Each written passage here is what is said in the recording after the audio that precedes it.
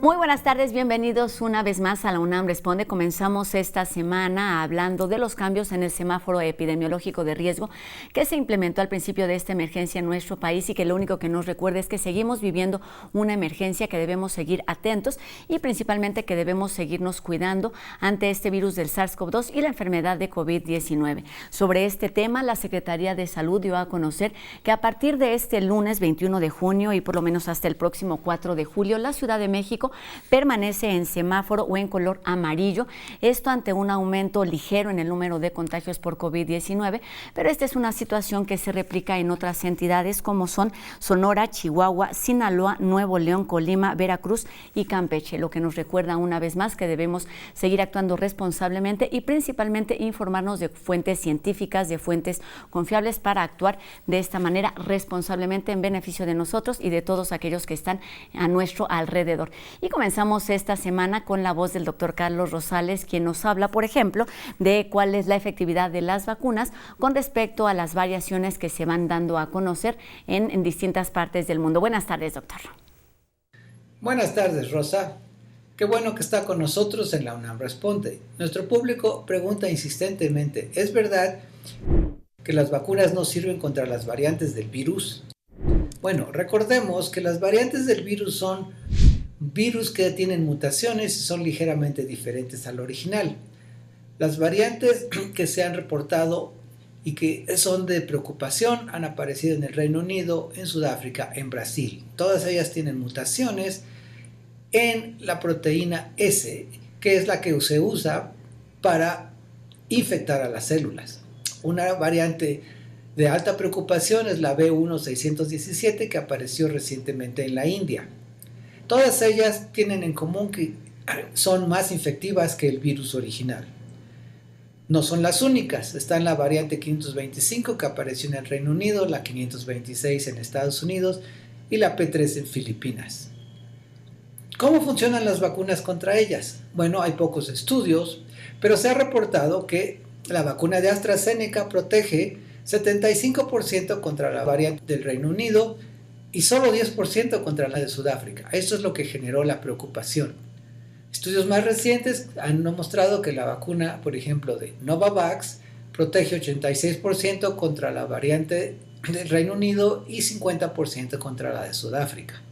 De la misma manera, la vacuna de Johnson & Johnson es aproximadamente 65% efectiva contra las variantes y la vacuna de Sinovac es 50% efectiva contra la variante de Brasil, la P1. Todos estos estudios demuestran que las vacunas son 50% o más efectivas contra las variantes del virus y sí funcionan para detener la COVID-19. Sin embargo, como el proceso de vacunación está todavía muy lento en todo el mundo, la Organización Mundial de la Salud recomienda que se sigan con las medidas de protección para detener la infección por otros medios que no sean la vacunación. Esto es, no debemos bajar la guardia y seguir usando las medidas de protección de siempre. Mientras se vacunan más personas, cuídese mucho, no baje la guardia. Muchas gracias. Regresamos con Rosa al estudio de TV UNAM. Seguirnos cuidando es la recomendación, aunque hayamos recibido una o las dos dosis de las vacunas. Y bueno, es momento de nuestra entrevista. Con esta emergencia ha quedado más que en evidencia la importancia de las colaboraciones de países, de naciones, entre instituciones públicas, privadas, así como de instituciones académicas y gubernamentales. Tal es el caso del Consorcio Mexicano para la Vigilancia Genómica y justamente para conocer cuáles son sus objetivos y qué es lo que está buscando, hoy hablamos y saludamos con mucho gusto al doctor Carlos Federico Arias, quien es investigador del Instituto de Biotecnología de nuestra universidad y es precisamente el coordinador de este consorcio. Doctor, un gusto saludarlo aquí en la UNAM Responde. Muy buenas tardes, ¿cómo está? ¿Qué tal? Muy buenas tardes, igualmente. Gracias. Con gusto de estar aquí. Muchas gracias, doctor. Un gusto saludarlo para hablar de estos temas que en verdad valen la pena por el esfuerzo que se hace dentro de nuestra universidad y en todo el país en beneficio de la sociedad. Comencemos por entender qué es este consorcio mexicano para la vigilancia genómica, conocido también como COVIGEN-MEX. Claro, este es un conjunto de instituciones que tiene como objetivo el poder dar seguimiento a la evolución del virus en el país. Esto dicho de manera muy general. La secuencia del genoma de un virus es como la huella digital del mismo, aún mucho más fina, más detallada. Entonces, se puede de esta forma poder dar seguimiento a la dispersión de los virus en el país, cómo van cambiando, y en particular una cosa que nos interesa de manera muy especial es el seguir la distribución y la aparición de mutantes, estas que se han llamado ahora de interés o de preocupación, porque pueden representar riesgos de salud pública más allá del virus original. El poder ver cómo empiezan a surgir, como decía yo, en el país, si es que esto sucede, y también cómo se distribuye. Entonces, el surgimiento o la aparición, digamos, y dispersión de estas mutantes puede, además de lo que mencionaba yo, en términos de impacto de salud pública, por ser más contagiosa, por poder, cuando menos potencialmente, ser más virulentas. Tienen algunas de ellas la capacidad de escapar a la respuesta inmune inducida por las infecciones naturales o por la vacunación. Y también, aunque todavía no hay en uso, tienen o podrían tener la capacidad para escapar a, por ejemplo, fármacos en uso que se están usando, es decir, los que se están empleando en este momento son anticuerpos monoclonales, no hay fármacos, moléculas químicas pequeñas, digamos, todavía. Entonces nos permite tener una idea de cómo está evolucionando el virus en el país y de sus características y de cómo pueden estas estar asociadas a diferentes propiedades que son de interés para la sociedad. Efectivamente, se necesita saber qué es exactamente, cómo está conformado para saber cómo funciona y qué caminos puede seguir, que como lo hemos visto a lo largo de todos estos meses. Doctor, antes de entrar a detalle en estos objetivos que ya nos menciona, me gustaría que nos platicara cómo surgió este consorcio, qué instituciones están participando y de dónde surge este interés por seguir creando colaboraciones para conocer lo que sucede con esta pandemia y con otras futuras que seguramente se presentarán. Sí, en realidad, digamos que el primordio de este consorcio se organizó en enero del 2020, antes de la llegada del virus. Tenía como objetivo el poder intercambiar entre las diferentes instituciones la información técnica, metodológica, compartir sobre el tipo de equipamiento que había en las diferentes instituciones para estar listos para cuando empezara a llegar el primer caso de inicio y después empezar a dispersarse en el país. Entonces, este grupo fue promovido por la Secretaría de Salud, en particular por el grupo que coordinaba en su momento, coordinó al inicio de la pandemia, el doctor Gustavo Reyes Terán.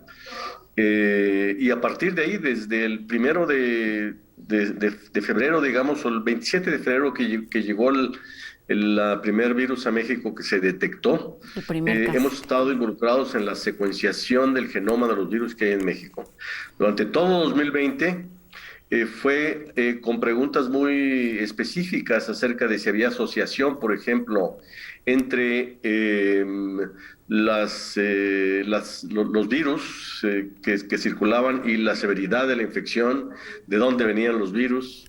Pero a finales de este año, del año pasado, en realidad, empezaron a surgir estas variantes que han llamado tanto la atención en los medios. Entonces, era claro que había que hacer una vigilancia genómica mucho más estrecha. Pues ampliamos nuestra labor para poder aumentar el número de secuencias que se estaban determinando en diferentes partes del país. Aquí, en relación a las instituciones participantes, en este momento son el Instituto de Biotecnología de la UNAM, el Instituto Nacional de Enfermedades Respiratorias, el Instituto Mexicano del Seguro Social y el Laboratorio de Genómica de la Diversidad del Angevio. Todo esto, bueno, y ahora recientemente se añadió el Centro de Investigación en Alimentación, en Alimentos y Desarrollo del CONACYT. Todo esto está apoyado por el CONACYT y también por la Secretaría de Ciencia, Tecnología e Innovación de la Ciudad de México. Doctor, pues distintas instituciones que van sumando esfuerzos, pero también conocimientos para entender, y me parece en un principio lo que nos menciona, con el objetivo de prever lo que podría pasar con esta crisis de salud. ¿Qué tanto ha cambiado o qué tanto han cambiado estos objetivos con respecto a lo que tenían en un principio? Han pasado alrededor de 14, 15 meses de esta emergencia en nuestro país y ¿qué tanto se preveía estos escenarios y qué tanto o cómo se prevé lo que está por venir en este sentido de virus y de mutaciones? Sí, claro. Este virus, en este sentido es importante decir que este virus tiene una capacidad de mutación menor a la que tiene, por ejemplo, el HIV, 2-4 veces menor a la que tiene el HIV, como decía yo, influenza. Y entonces se pensaba que la variación que podía tener no iba a ser tan importante. Sin embargo, como sucede en las pandemias, la cantidad de personas infectadas en todo el mundo ha sido tremenda y ha habido brotes muy grandes, locales o epidemias locales en diferentes países. Y eso, por supuesto, mientras el virus puede infectar a más personas, puede replicarse más, entonces tiene la capacidad, como una de las consecuencias naturales de su replicación, de su ciclo de vida, de generar mutaciones. Entonces, algunas de estas mutaciones, pues sí, teníamos al principio la idea de que había que seguirlas porque podían tener las características que ya mencioné, una mayor contagio, una capacidad de evadir la respuesta inmune. Sin embargo, pasaron quizá 8 meses y esto no sucedía. Y empezando hacia finales de octubre, noviembre, en particular en México, tuvimos el surgimiento de una variante que dio o estuvo asociada a la segunda ola, muy importante en el país. Entonces, claramente, pues mientras no tengamos la capacidad a través de diferentes mecanismos, ya sea vacunación o bien mantener medidas estrictas de distanciamiento social y de cuidado personal, es claro que el virus va a seguir replicándose y van a seguir saliendo nuevas variantes. Y lo que podemos esperar para el futuro es que además va a haber una nueva fuerza de selección con la vacunación. Entonces van a empezar a surgir variantes que sean hasta ahora, si me regreso 10 segundos en mi argumentación, hasta ahora han surgido de manera natural, espontánea, variantes que pueden ser más contagiosas, que es una de las características que tienen las variantes de preocupación. Pero ahora que haya una cantidad o un porcentaje muy alto de personas vacunadas, van a empezar a surgir, es lo que uno esperaría, variantes que sean resistentes a esa respuesta inmune. Entonces, por eso es que es muy importante acelerar la vacunación y continuar con las medidas de cuidado personal y social. Ese es otro tema importante, doctor. Recordemos que estas variantes forman parte, digamos, de la evolución natural de los virus y de este caso del virus del SARS-CoV-2 en particular. Y otro tema que debe considerarse y que se ha venido estudiando a lo largo de todos estos meses es la capacidad de transmisión. Platíquenos de este tema con respecto a esta vigilancia que han hecho a lo largo de los meses. Claro, en México no hay datos sólidos, digamos, acerca de la capacidad de transmisión de los virus que circulan en el país. Pero sí, estudios hechos en otros países, en particular, han mostrado que las variantes que ahora se acaban de cambiar de nombre para facilitarlo, de acuerdo al alfabeto griego, eh, pero todavía tenemos que referirnos un poco a ellas por el sitio de origen, o el sitio Sí. no de origen, sino donde se detectaron originalmente por primera vez las variantes para identificarlas. La alfa se identificó originalmente en Inglaterra, la beta en Sudáfrica, la gamma en Brasil y la delta en Sudáfrica, perdón, en India. En India. Entonces, todas estas se ha visto en particular, la más caracterizada quizá ha sido la alfa, la de Reino Reino Unido, Unido. donde se ha visto que tiene una capacidad, en promedio, los números varían de reporte a reporte, pero quizá 70% más contagiosa que la original de Wuhan. Y esta de India, la última, la Delta, tiene aparentemente un 50%, 50-60% más capacidad de transmisión que la inglesa o que la que se describió originalmente en Inglaterra. Entonces, es un problema. Hasta ahora, afortunadamente, ninguna de las variantes se ha mostrado que sea más virulenta. Esto es que si uno se infecta, tenga una capacidad o una posibilidad mayor de desarrollar enfermedad grave. Pero ciertamente, si son más contagiosas, pues va a haber más casos, y va a haber más enfermos, y va a haber pues más muertes eventualmente. Por eso sigue siendo indispensable atender las medidas de higiene, de distanciamiento que ya conocemos, además de la vacunación que se va aplicando. Doctor, este es otro tema importante al que se dedica este consorcio, el estudiar el virus, el darle una revisión a lo largo de todos estos meses para entender cómo están funcionando los tratamientos y las vacunas, su efectividad y su efectividad con respecto a la inmunidad que producen. Sí, en realidad estamos todavía iniciando en general, no solamente el consorcio, sino el mundo, tratando de entender cuál es la efectividad de las diversas vacunas. Algunas de las vacunas parecen ser mejores que otras para prevenir el contagio contra estas diferentes variantes, pero la buena noticia hasta ahora, cuando menos para las vacunas que se han caracterizado, es que aún sin ser capaces de prevenir de manera muy efectiva el contagio, sí son mucho mejores previniendo enfermedad severa y muerte. Entonces, en eso estamos. Pero lo que sí estamos detectando, por ejemplo, en el consorcio, es ahora recientemente hemos escuchado que los casos en Quintana Roo, Yucatán, la península de Yucatán en general, han aumentado. Y es claro que hay una correlación ahí con aumentos de variantes que son de preocupación, en particular la variante gamma, esta que se detectó originalmente en Brasil. No se puede hacer una relación causa-efecto, pero lo que sí sabemos, como mencioné hace un rato, es que esas variantes pueden ser más infecciosas. Entonces, si unimos eso a descuido en las medidas de protección, pues lo que vamos a estar observando es justamente este tipo de aumentos de casos, porque desafortunadamente el porcentaje de vacunación de la población es todavía muy bajo.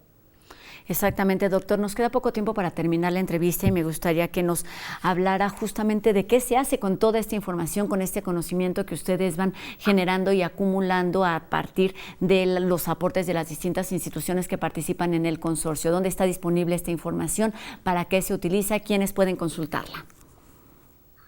Claro. Toda la información de entrada, como mencionaba, esto se hace en estrecha colaboración y coordinación con el INDRE, de la Dirección General de Epidemiología. Entonces ellos son los rectores, digamos, de la vigilancia genómica, de la vigilancia epidemiológica en general en el país. Entonces, todas las secuencias que generamos, que son del orden de 1,000 genomas al mes, son inmediatamente enviados al INDRE para que ellos puedan, con una descripción de lo que encontramos, para cuando sea necesario poder dar información a organizaciones de salud, no solamente a la Secretaría de Salud de México, sino también a la OPS, por ejemplo. Al mismo tiempo que enviamos estas secuencias al INDRE, también se depositan en una base de datos internacional que se llama GSAID, que es pública, para que investigadores de cualquier parte del mundo puedan acceder a la información que nosotros generamos para el uso que ellos quieran darle de análisis y para la comprensión más global de lo que está pasando. Todos los países que están secuenciando y siguiendo la evolución del virus están utilizando esta base de datos para subir sus secuencias y entonces todos la podemos ver desde cualquier lado. También están disponibles, hay una página del consorcio en la cual está disponible no solamente todas las secuencias nuestras, sino todas las secuencias mexicanas, y también ponemos un reporte cada 10 días aproximadamente de cómo está la situación en México, así que para aquellos interesados en darle seguimiento a esto pueden ingresar a la página que no les puedo decir en este momento. Está apareciendo en la pantalla, doctor, no se preocupe, ha estado apareciendo a lo largo de la entrevista. Muy bien, pues ahí terminaría. Pues ahí está esta información. En verdad se trata de un trabajo conjunto, colaborativo, importantísimo que se hace desde nuestro país para atender a esta emergencia que se vive en tiempo real, e importante pues contar con toda esta información, no solo las instituciones que tienen que seguir realizando investigación, las autoridades que deben seguir implementando medidas, sino para toda la ciudadanía. Es nuestra responsabilidad seguirnos cuidando y es importantísimo acudir a fuentes confiables como esta que propone el Consorcio Mexicano para la Vigilancia Genómica. Doctor Carlos Federico Arias, investigador también del Instituto de Biotecnología de nuestra universidad, muchísimas gracias por estos minutos y seguramente nos seguiremos encontrando porque la epidemia continúa y hay mucho que descubrir y que conocer sobre este virus y sobre la enfermedad. Gracias, doctor. Buenas tardes. Claro que sí. Gracias a ustedes. Gracias, pues ahí está en verdad esta información que debemos consultar, debemos estar alertas ante esta situación que vivimos, que debemos recordar a cada momento, no se ha terminado y es nuestra responsabilidad seguirnos cuidando a cada momento. Y tenemos más información aquí en la UNAM Responde. Hoy es lunes y bueno, sabemos que junio es el mes del orgullo LGBT y más, y precisamente la literatura ha sido una alternativa para luchar por estas batallas de la diversidad. Anel Pérez nos habla enseguida sobre este tema en Si leo, no me encierro.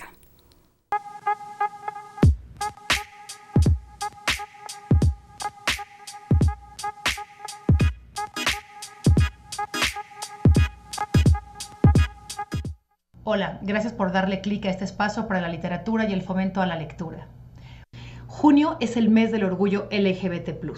Festivales, desfiles, acciones afirmativas y banderas con el arco iris llaman a la diversidad sexual reconocida como derecho humano y a expresar la propia sexualidad sin discriminación. La literatura ha sido un camino fundamental de expresión para la comunidad LGBT+, no solo para la lucha y la denuncia, sino también para registrar los objetos y sujetos del deseo, para construir espacios e individualidades más abiertas y expansivas, escribir sin atavismos con la libertad de asumirnos diversos. Un ejemplo de ello es la obra de la joven poeta Victoria Vaccaro, mujer trans feminista. Sus poemas han sido publicados en la editorial Despertar, en Revista Tangente y Iberoamérica. Comparto con ustedes un fragmento de un poema recientemente publicado en nuestro periódico de poesía. Caminé. Sobre las cornisas de tu pelvis conjuré maldiciones hacia el sol quirúrgico que entregó mi desnudez. Yo, mujer que va desgranándose las entrañas para hacerse una concavidad suave y profunda, quiero que me quemen los labios con la cabeza de un espécimen perfecto, sentir en mi cérvix los hombros, las caderas, los pies, arrodillarme frente a un dios hermafrodita con el fruto de mi especie, lavarlo con el fluido que ungió nuestra errancia. Caminarte es repetirte, sentir su sombra acorralándome. Los invito a descubrir toda la obra de Victoria Vaccaro y de todos los autores y autoras LGBT+ en el periódico de poesía y a celebrar el reconocimiento de la diversidad como derecho humano. Nos vemos el próximo lunes. Si leo, no me encierro.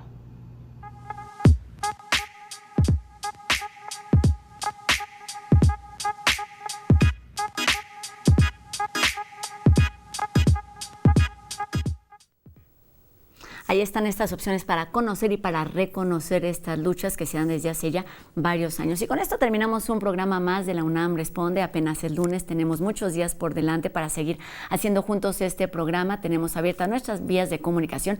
Ustedes decidan si Twitter, Facebook, Instagram, incluso pueden vernos a través de YouTube y también en nuestra página tv.unam.mx. Sigamos haciendo juntos este programa y, por cierto, los esperamos el día de mañana en una emisión más de la UNAM Responde. Mi nombre es Rosa Brizuela. Adiós.